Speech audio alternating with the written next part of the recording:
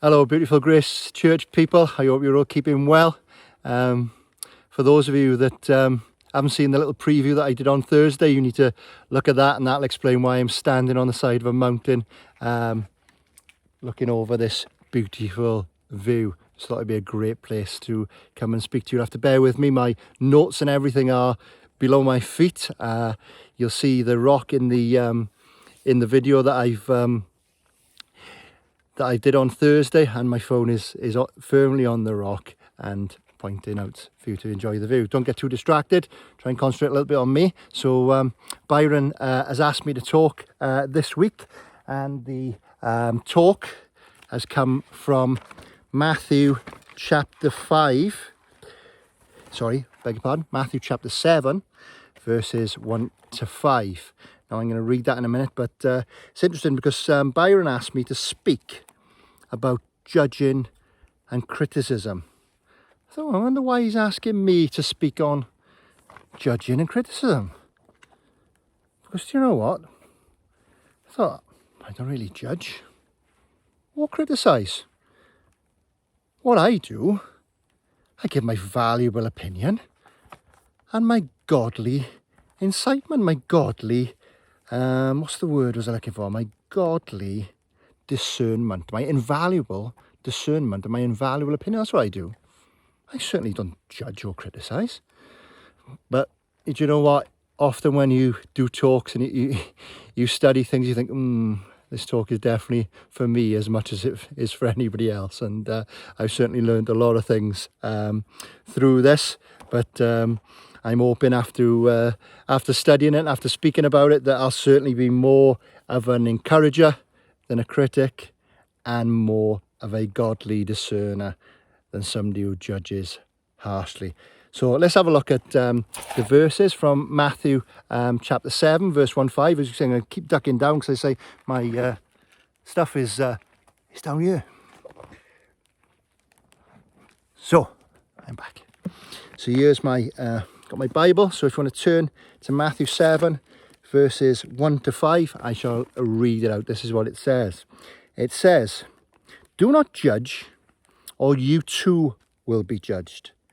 For in the same way you judge others, you will be judged.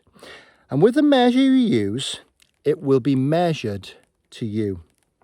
Why do you look at the speck of sawdust in your brother's eye and pay no attention to the plank in your own eye?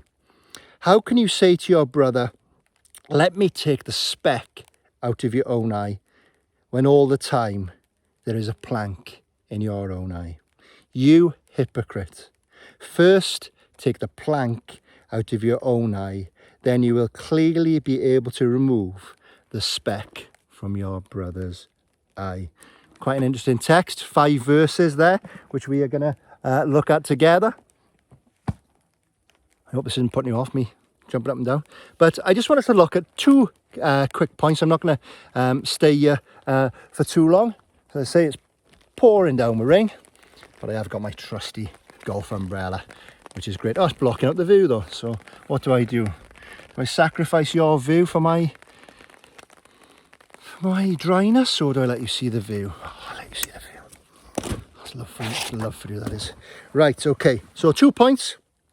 So let's look at what the Bible says about judging and criticism and how we can apply this to our lives. I love a bit of application.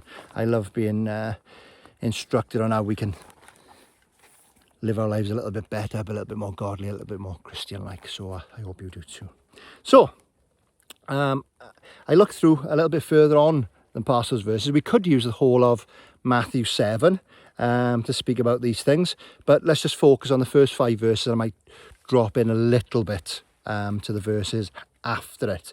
So the first 5 verses I've split up into 3 points, which are: we will be judged, we are being judged, and we must be able to see clearly to help others.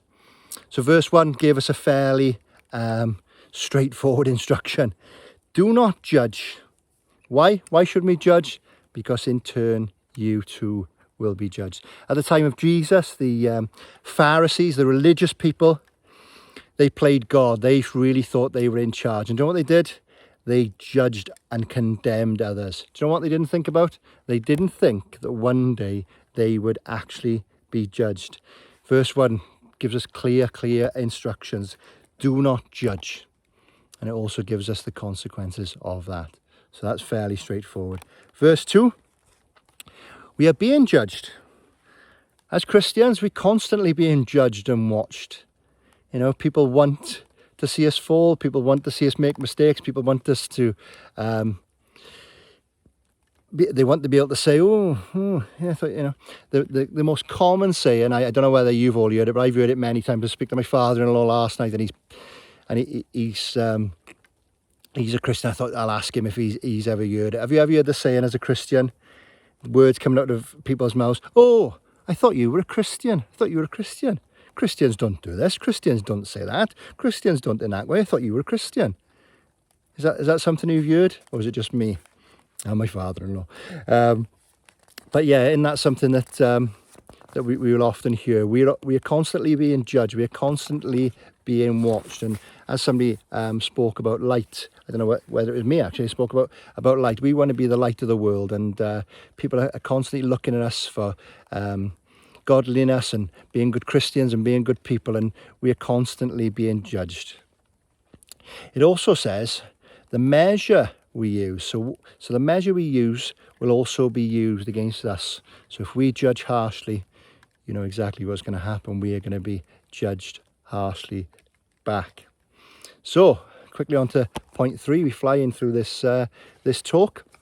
In order to help others, we must be able to see clearly. And that's what we want to do as Christians. We want to help the people around us, our fellow believers and the non-believers. We want to bring Jesus to them. We want to see their lives transformed and Jesus in their lives. But in order to do that, we need to first look at ourselves. We need to practice what's known as self-judgment, self-reflection. We need to look at ourselves, and we need to look at our faults and the ways that we are and the ways that we act and the ways that we react.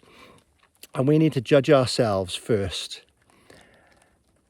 We need to take, as it says, the plank out of our own eye. What an amazing imagery of a plank being in the eye. Then we can minister more freely to those around us. When we can see more clearly, when we can see the situation more clearly, we're not clouded by thinking that we are perfect, we can minister to those. And as Christians, it's something we should be constantly doing, reflecting, and I don't know what the word is. Would it be self-judging? No, probably that's a rubbish word. But looking at ourselves, judging ourselves. And you know what we should be doing? We should be judging ourselves to make others look good. And if you scroll back into chapter 6, Jesus also uses the eye as an illustration. And teaches us about what type of spiritual person we must be with using our eyes in the right way and to have the right outlook on life. So verse 5 comes into it then. When we don't look at our own actions and judge others, we become what? And we hate a horrible word to be called a hypocrite. Somebody that doesn't practice what they preach, perhaps. But what a horrible indictment, what a horrible thing to be called a hypocrite. None of us want to be called hypocrites. We all want to be known as godly and loving and caring and nice people rather than hypocrites. So we need to practice what you preach. I'm sure you've all heard that saying before. Now I've got a commentary, which is a great commentary, and it really explains these verses a lot better than I can. So what I thought I would do is some people come in, so I don't know what's going to happen now. I don't know whether they're going to walk past, but they'll think I'm a little bit mental. Hiya guys, you all right? I'm just doing my Sunday sermon to my church with the beautiful backdrop in. So I'm not talking to the rock. I'm not completely mental. So you carry on and take the photo and do what you're doing. But yeah, and I'm gonna carry on speaking to the camera because I can't pause it. Is that all right? Are you all right if we go to yeah. Do you want me to take a photo of you? Yeah. You know, I'll take a photo of the four of you. Wait there, guys. I'm gonna take a photo of these wonderful people in this wonderful place. I'll be back. I can't pause it because I have to restart it again. Yeah. What a great place to come and speak to the church every Sunday. Now we speak on a video. So yeah, you'd like me to take a photo? It'd be really kind, yeah. Yeah, that's fine. What a great place to have a photo, isn't it? It's lovely, isn't it? Yeah, where are you from? We're from just south of London, just south side, so just outside London. Nice, lovely. Let me take off here. I was saying to the people of the church that previously those trees, when I first started coming 11 years ago, you could see the lock down there. Oh, really? You can't see it now because those trees have grown over the 11 years. But what a beautiful place to be. Where are you staying? In Newtonmore. Nice, lovely. Yeah, we've just been here Lovely. the week actually, been fantastic. Yeah, we're going home tomorrow as well. We've come up here for 11 years now. Really, yeah. But yeah, beautiful part of the world. And so much to see. But this is one of my favourite spots. So I thought I'd come to the rock and share it. And share it and share the view and do the talk. But yeah, it's very interesting. So when I was talking about the Sermon on the Mount, which was done from a mountainside by Jesus. So yeah, I'm talking about judging and criticism and how we shouldn't be judge people and criticise. That's so very good. Yeah, absolutely. Always be an encourager. That's Good it. to see you. Enjoy the rest of your walk. I'm going to go back to my talk and talk into that rock. That's great. We'll get No, you carry on. You spend as much time as you want. Thank you very much. Take care, guys. All the best. Thank you. All the best to you. I'm back. You okay? Have you missed me? So, as I say, this commentary explains this passage 100 times better than I could ever explain it. So I'm going to read it out. This is what it says. It says, after we have judged ourselves honestly before God and have removed those things that blind us, then we can help others and properly judge their works.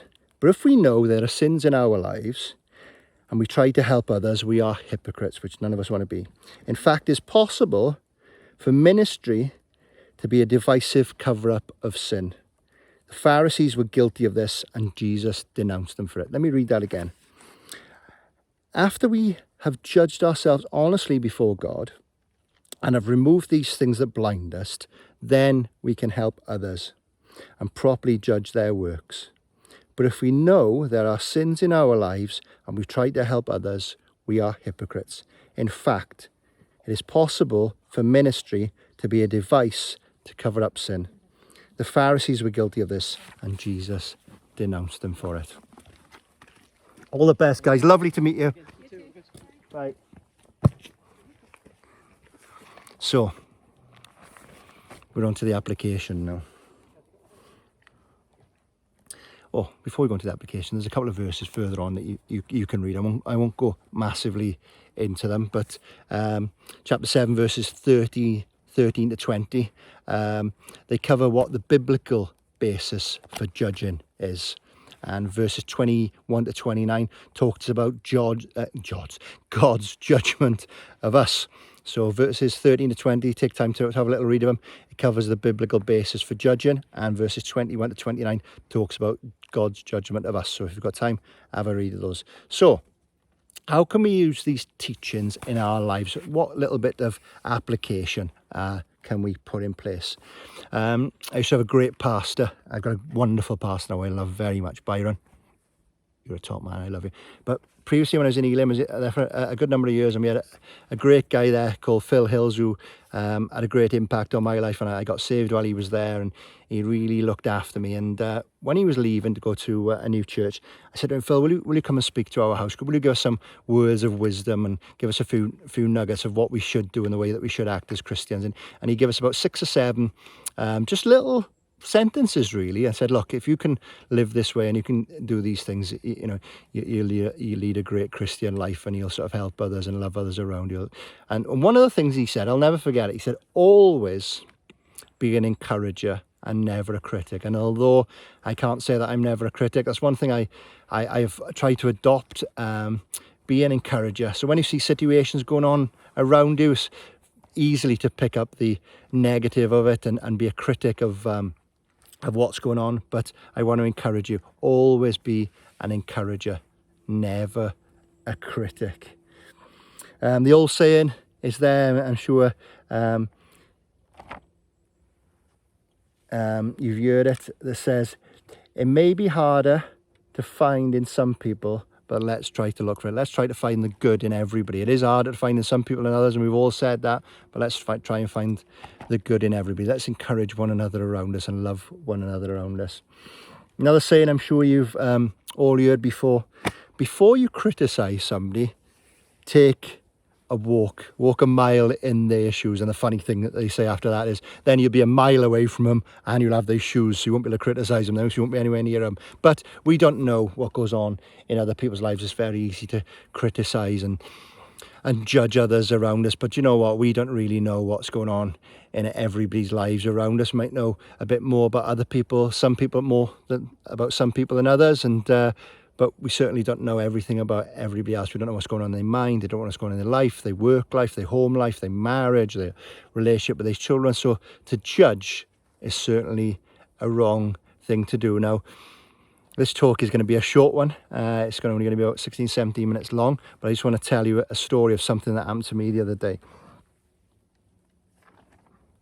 And I'd like to think that I was an encourager, and I'd like to think that I wasn't a critic or somebody that judges somebody. But I was in the golf club the other day, and we've got this guy, and do you know what? Oh, he's hard work. He's hard work. I tried to love him. I've had a few games of golfing, but he's really hard work, and he loves to nitpick. So if you're playing golf, he'll watch your every shot, and he'll count how many shots you've had, and he'll make sure you don't touch the ball. He'll make sure you mark it properly on the greens. And one of the things that he does, he looks around, so what's going on. And during this COVID, there's been certain rules that we've had to respect, and one of them is not going into the clubhouse.